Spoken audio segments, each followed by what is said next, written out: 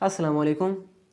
कल मेरे भाई का इंग्लिश का पेपर था, तो जो गेस मैंने उसके लिए बनाया था वो उसके लिए बहुत ही हेल्पफुल रहा और उसने अल्हम्दुलिल्लाह 100% अटैम्प्ट किया पेपर।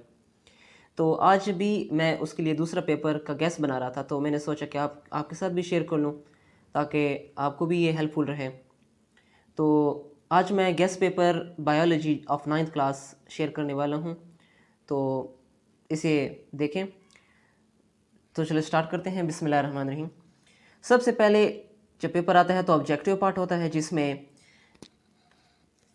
12 MCQs होते हैं और 12 ही मार्क्स होते हैं, ईच ही 1 कैरी करता है और आपके पास टाइम जो होता है वो 15 मिनट्स होता है।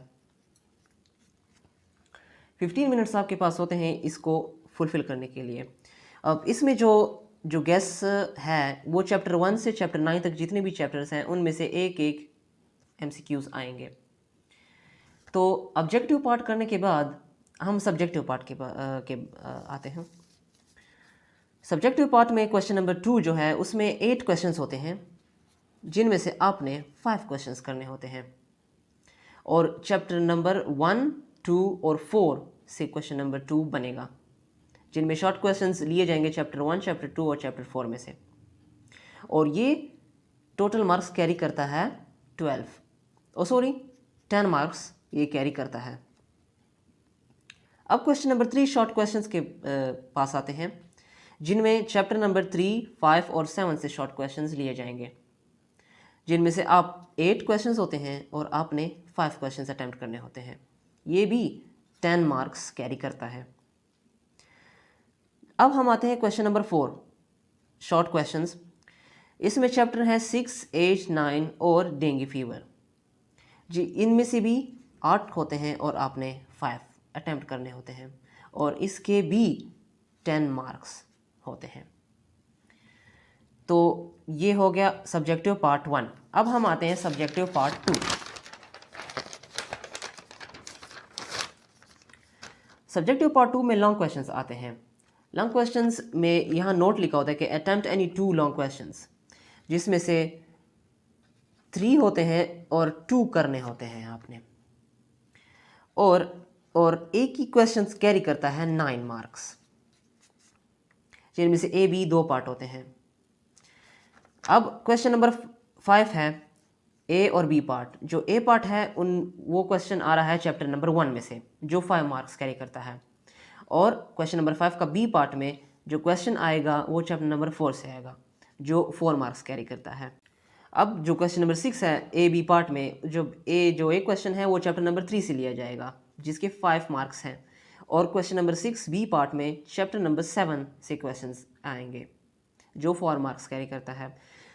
अब लास्ट क्वेश्चन पे आते हैं, क्वेश्चन नंबर 7 के चैप्टर नंबर 8 और चैप्टर नंबर 9 ये A B पार्ट क्वेश्चंस आएंगे जो 5 और 4 मार्क्स कैरी करते हैं। याद रखें इनमें से आपने 3 नहीं करने, आपने 2 ही क्वेश्चंस अटैम्प्ट करने हैं। और 2 क्वेश्चंस अटैम्प्ट करने के साथ ये कि अगर आप क्वेश्चन नंबर 5 A पार्ट करें और आपको B नहीं आता हो और क्वेश्चन नंबर 6 का भी आप A करें लेकिन B आप ना करें तो आप फिर question number 7 A B part कर दे। तो ऐसा नहीं होता। एग्जामिनर आपका क्वेश्चन सीधा कट कर देंगे और आपको नंबर सिर्फ इन ही के नंबर्स देंगे जो आप पहले अटैम्प्ट करेंगे 2 क्वेश्चंस। तो ध्यान से अटैम्प्ट कीजिएगा। अब मैं आपको बताऊंगा इन सारे लॉन्ग क्वेश्चंस के चैप्टर में सबसे इंपॉर्टेंट लॉन्ग क्वेश्चंस। सबसे इंपॉर्टेंट लॉन्ग क्वेश्चंस जो हैं चैप्टर नंबर 1 में से वो बायोलॉजी एंड इट्स ब्रांचेस। आपने बायोलॉजी को डिफाइन करना है और इनके ब्रांचेस जितने भी हैं वो लिखने हैं। ज़्यादातर 7 या 8 ब्रांचेस काफ़ी हैं। इसके बाद आते हैं carriers in biology. Carriers in biology जैसे कि different fields of biology, biotechnology and MBBS whatsoever. इसके बाद जो तीसरा क्वेश्चन है सबसे इंपॉर्टेंट वो लेवल्स ऑफ ऑर्गेनाइजेशन है, जहां एटॉमिक सब लेवल से लेकर बायोस्फीयर लेवल तक क्वेश्चन आता है। ये क्वेश्चन बहुत ही इंपॉर्टेंट है। ये है 3 क्वेश्चंस जो चैप्टर 1 में से सबसे इंपॉर्टेंट है। अगर आप ये याद कर लें तो आपका क्वेश्चन नंबर 5 आसानी से हल हो सकेगा। अब हम क्वेश्चन चैप्टर नंबर 4 जो है चैप्टर नंबर 4 जो है उनमें से जो इम्पोर्टेंट क्वेश्चंस हैं वो बहुत ही छोटा चैप्टर है, और जो इम्पोर्टेंट क्वेश्चंस हैं वो एक इलेक्ट्रॉन माइक्रोस्कोप है और एक एनिमल टिश्यूज़ और प्लांट टिश्यूज़, ये सेपरेट क्वेश्चंस आ सकते हैं। और क्वेश्चंस जितने भी हैं वो सिर्फ शॉर्ट क्वेश्चंस में आते हैं, इतना इंपॉर्टेंट नहीं है। अब हम आते हैं चैप्टर नंबर 3। चैप्टर नंबर 3 में टेक्सोनोमिक हायरार्की, बायोनोमियल नोमेनक्लेचर और conservation of biodiversity, these are the 3 important questions, long questions that will be taken from chapter number 3। ये क्वेश्चंस हैं जो पेपर में दिए जाएंगे, इनमें से कोई भी होगा, ये सबसे इंपॉर्टेंट सवाल हैं, और जितने भी आएंगे वो सिर्फ शॉर्ट क्वेश्चंस में आएंगे। अब हम चैप्टर नंबर 7 पे आते हैं।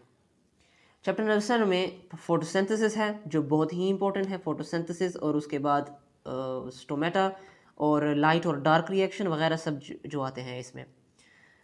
दूसरा question photosystem and it's limiting factors, respiration and its types, importance of fermentation और एनारोबिक रेस्पायरेशन, और आखिरी question difference between photosynthesis and respiration.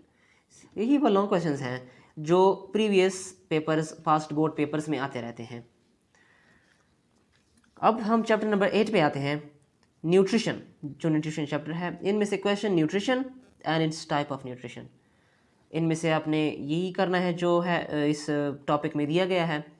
और इसके बाद question number 2, mail nutrition and it's effects, आपने इसको डिफाइन करना है और इसके इफेक्ट्स को बताना है कि मेल न्यूट्रिशन क्या कॉज करता है।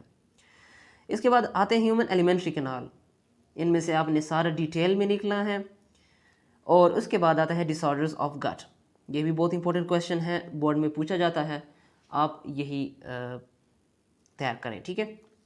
अब हम आते हैं चैप्टर नंबर 9। अब हम चैप्टर नंबर 9 पे आते हैं, जो आखिरी क्वेश्चन है, क्वेश्चन नंबर 7 का बी पार्ट, जिनमें से लॉन्ग क्वेश्चंस हैं ट्रांसपोर्ट इन प्लांट्स, ये बहुत ही इंपॉर्टेंट लॉन्ग क्वेश्चन है। Opening and closing of stomata, ये भी इंपॉर्टेंट क्वेश्चन है। Factors affecting rate of transpiration, ये भी आ सकता है, और ट्रांसपायरेशन के बारे में भी क्वेश्चन आ सकता है। इसके बाद क्वेश्चन है ब्लड डिसऑर्डर्स और डिजीज़, ल्यूकीमिया और थैलेसीमिया, जो क्वेश्चंस आते हैं लॉन्ग। तो ये इंपॉर्टेंट लॉन्ग क्वेश्चंस हैं, और जो गेस्ट पेपर मैंने बनाया है यही इंशाल्लाह अगर आप फॉलो करें तो यही क्वेश्चंस आएंगे और आप इंशाल्लाह 100% पेपर अटेम्प्ट कर सकेंगे।